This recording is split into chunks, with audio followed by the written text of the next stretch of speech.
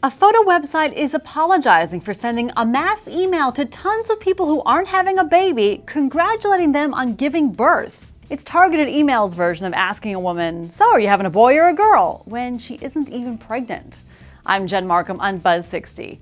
This is the message many customers received from Shutterfly. At first, congratulates the recipient on bringing a new life into the world, then suggests now would be a good time to order thank you cards and birth announcements. Problem was, a lot of people who received the emails weren't expecting them, prompting reaction on Twitter ranging from the amused, to the confused, to the bewildered, to the outraged, with several women who suffered miscarriages or who struggle with infertility calling the email painful, insensitive, even horrific. Shutterfly followed up with another email hours later apologizing for the mistake, calling it an error it ensures will not happen again. Obviously, Shutterfly needs to work on figuring out which of their customers are new parents. And after this debacle, they'll also have to start working on figuring out how to get new customers.